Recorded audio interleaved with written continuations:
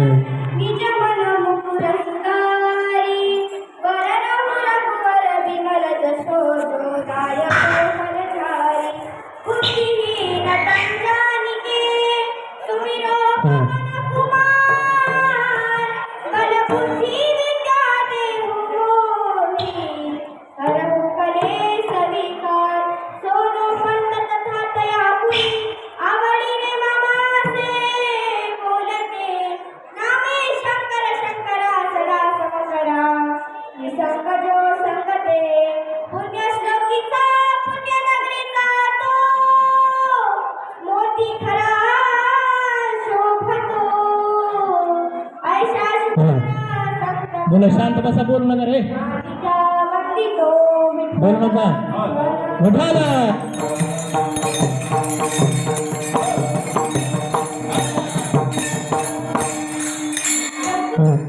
प्राप्त संगीत प्राप्त स्थळी कीर्तन रूपी सेवेसाठी निवडलेला अभंग देहू महान श्रेष्ठ वैराग्यवंत पुतळे जगतवंदनीय देहू श्री छत्रपती शिवाजी महाराज यांचे आद्य गुरु म्हणजे जगद्गुरु तुकोबाराय यांचा 4 चरणाचा उपदेश पर प्रकरणातील अभंग सेवेसाठी निवडलेला आहे. या अभंगाद्वारे जगद्गुरु तुकोबाराय जड जीवांना उपदेश करतात. आता तरी पुढे हाची उपदेश आयुष्याचा नाश करू नका सदा करू नाश आयुष्याचा आपुलाने चित्त शुद्ध करा. सांगतात की आयुष्याचा नाश करू नका. जगद्गुरु तुकोबारायांचा पाया पडून सांगतात सकाळच्या पाया माझे दंडवत आपुलाने चित्त शुद्ध करा. आपलं हित जर मोठे असेल तर भगवान परमात्म्याच्या नामस्मरणामध्ये हित आहे. फक्त अंतःकरण शुद्धांत करणारे देवाचे भगवंताचे नामस्मरण चिंतन करा. हित ते करावे देवाचे चिंतन करोने अमर एकविध. सकाळच्या पाया माझे दंडवत आपुलाने चित्त शुद्ध करा.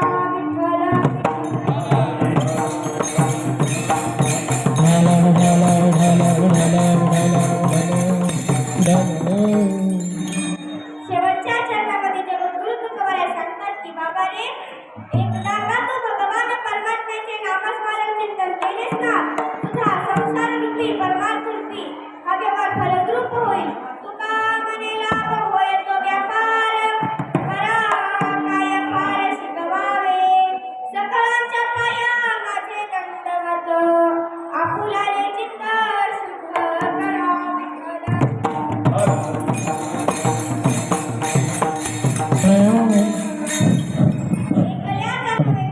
म्हणून मेळ जमवला.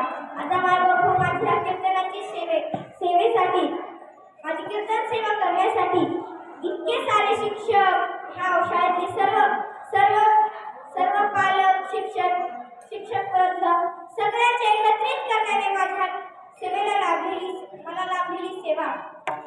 त्या कीर्तनामध्ये तसेच गायनाचार्य आमचे समर्थ महाराज प्रियाताई राठोड तसेच प्रथमेश महाराज या सर्वांनी खूप सुंदर साथ दिली. आणि तसेच संवादाचे साथ करणारे अनिकेत महाराज विराजदार तसेच तन्मय महाराज सुद्धा यांनी हे आताच आले पण आल्याबरोबर खूप सुंदर संवादाची साथ दिली.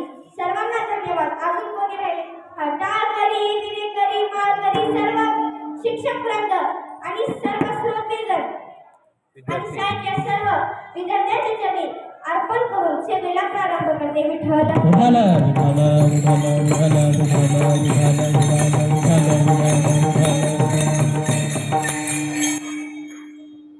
जगद्गुरु तुकोबारायांचा अधिकार काय? मायभो उपदेश करणारा माणूस आपल्यापेक्षा मोठा असावा, ज्ञानाने मोठा असावा किंवा वयाने मोठा असावा. जगद्गुरु तुकोबाराय अणुपेक्षा लहान आणि आकाशापेक्षा महान असणारे ते जगद्गुरु तुकोबाराय तुम्हा मला उपदेश करतात. आता तरी पुढे हाची उपदेश जगद्गुरु तुकोबारायांचा अधिकार काय? तुकाराम तुकाराम नाम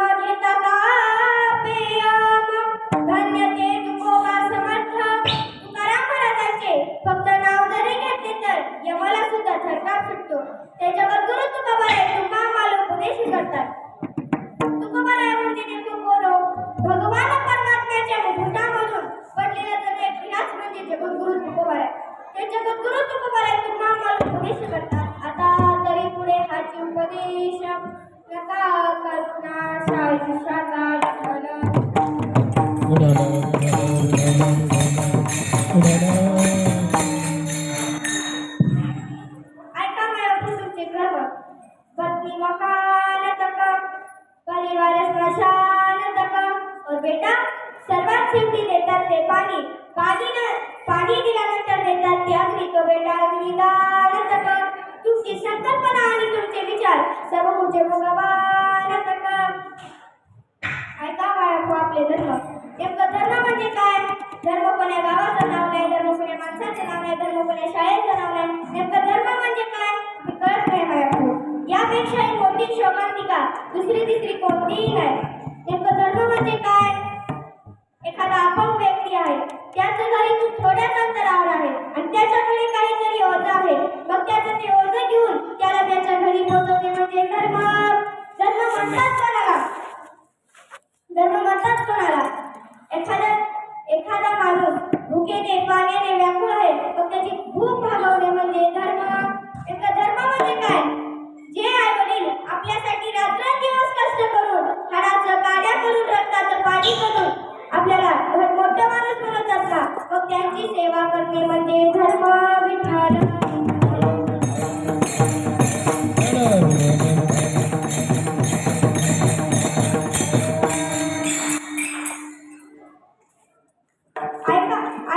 ऐका बाळांनो, जिजाऊ मातेला छत्रपती शिवरायांवर कसे संस्कार केले. ऐका जिजाऊ मातेची कथा. जीवनामध्ये कितीतरी सोसल्या व्यथा, परंतु छत्रपतींना दिले तत्वज्ञान, ज्ञानेश्वरी, भागवत आणि गाथा. म्हणून त्यांना म्हणतात जिजाऊ राजमाता. आणि आताची माता स्वयंपाक करते वाटसा पाहता पाहता.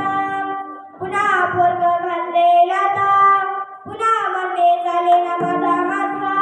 आता काय करू आता काय करा जागा दिंडीत.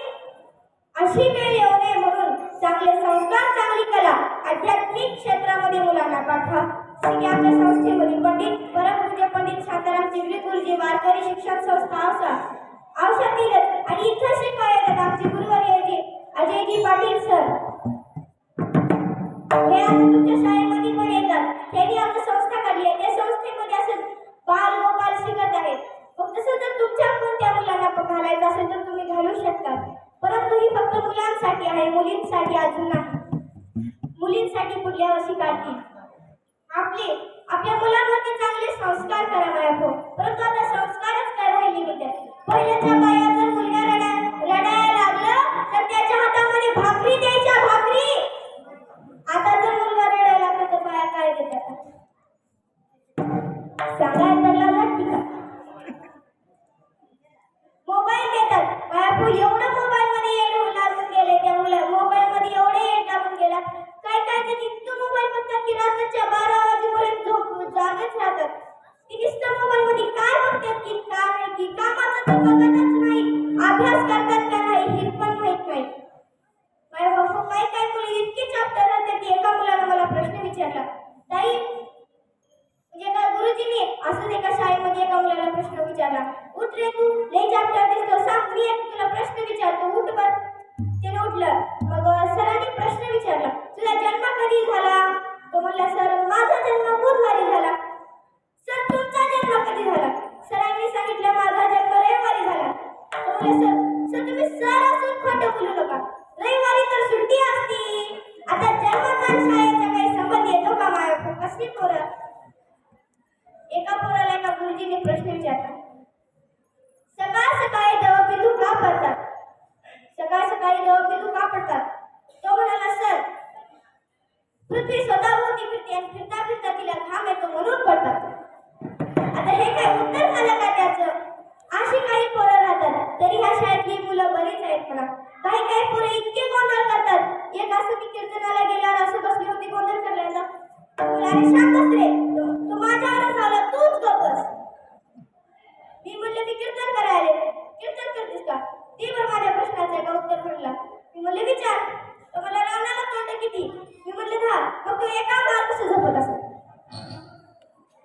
माझी बुद्धी भ्रष्ट झाली माझ्या. अशी काही पोरं राहतात. पण तुमच्या शाळेतली पोरं शांत चांगली दिसतात. फक्त कालवा कमी करा कीर्तनामध्ये.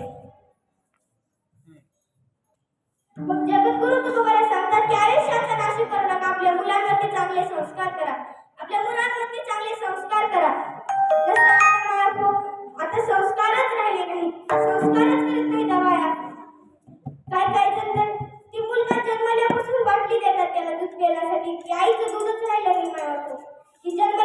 बाटली रे, मरेपर्यंत बाटलीच, फक्त टोपणात बदल होतं. लग्नाचं जातं आणि पत्र्याचं येतं. गुरु जगद्गुरु तुकोबाराय सांगतात की आयुष्याचा नाश करू नका विठ्ठल.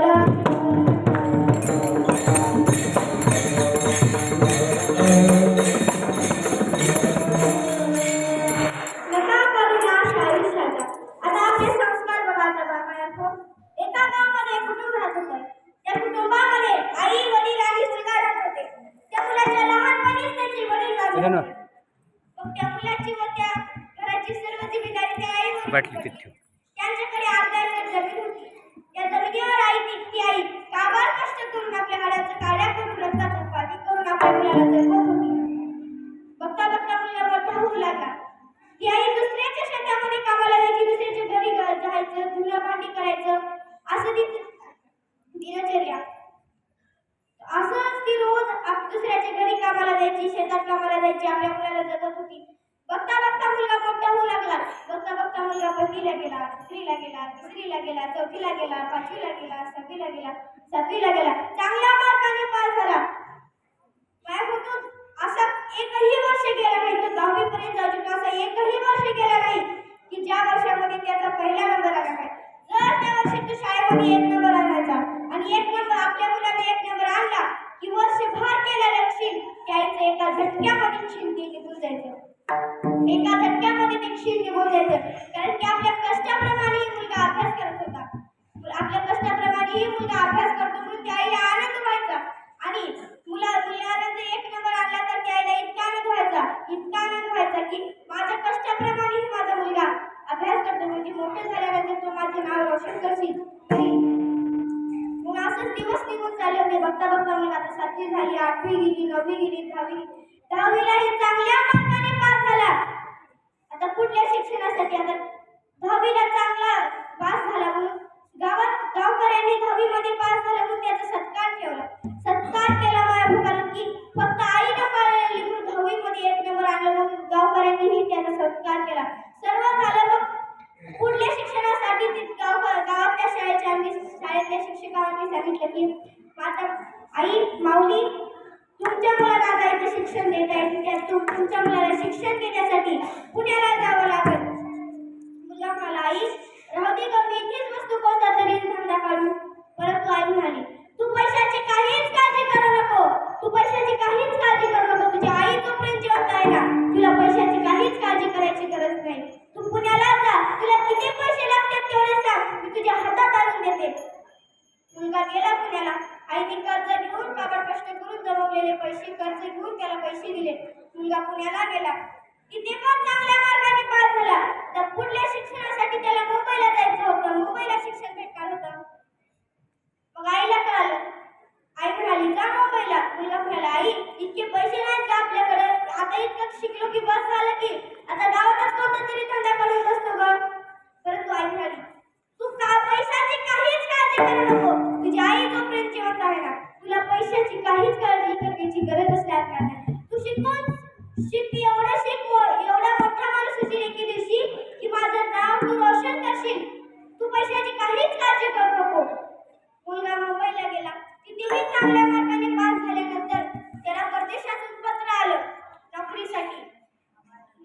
मुलाने आपल्या आईला फोन केला आई मला परदेशातून पत्र आले ग, नोकरीसाठी मी जाऊ का. आईच्या आईला इतका आनंद झाला की ती आई म्हणाली बाळा तू तिकडूनच गावाकडे यायची सुद्धा गरज नाही. आता तू परदेशात जाऊन खूप मोठा माणूस होशील आणि माझं नाव तू रोशन करशील. मुलगा परदेशात गेला. आता मुलगा रोज फोन करू लागला आईला. परदेशात गेल्यामुळे रोज फोन करायचा. 15-15 दिवसाला पत्र पाठवायचं आपल्या आईला. पत्र पाठवायचं, फोन करायचा. आता हळूहळू त्या मुलाला आपल्या आईला फोन करायचं, पत्र पाठवायचं बंद करू लागला. पहिले रोज फोन येत होता, आता आठवड्याला फोन येऊ लागला. पहिले 15 दिवसाला पत्र येत होतं, आता महिन्याला पत्र येऊ लागलं. बघता बघता 2 महिन्याला पत्र येऊ लागलं, महिन्याला फोन येऊ लागला. बघता बघता त्या मुलाला आपल्या आईला फोन करायचं, पत्र पाठवायचं बंद करून टाकलं. बंद करून टाकल्यानंतर ती आई तिथेच वाट बघत बसायची. ती आई घरी एकटीच असायची. कुठेतरी एक भाकर करायचं आणि खायचं. आपल्या जीवाला तेवढाच आधार राहायचा.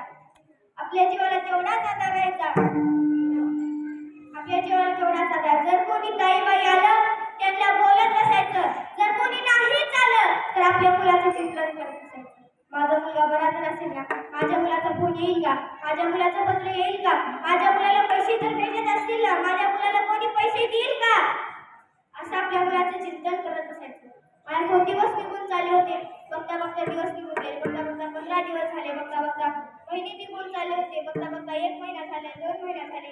बघता बघता 6 महिने निघून गेले. बघता बघता वर्ष निघून चालले होते. आणि बघता बघता वर्ष निघून गेले. 1 वर्ष झाले, 2 वर्ष झाले. मुलाचं काही फोन नाही, पत्र नाही. 8 वर्ष निघून गेले माझ्या. 8 वर्षानंतर त्या मुलाचा फोन येतो. आपल्या मुलाचा फोन आलेला पाहून यायला इतका आनंद झाला, इतका आनंद झाला की तो आनंद लग्नामध्ये मावेनासा झाला. इतका आनंद यायला झाला. तो आनंद मी शब्दामध्ये व्यक्त करू शकत नाही मला. तो इतका आनंद यायला झाला. आई माझी मायेचा सागर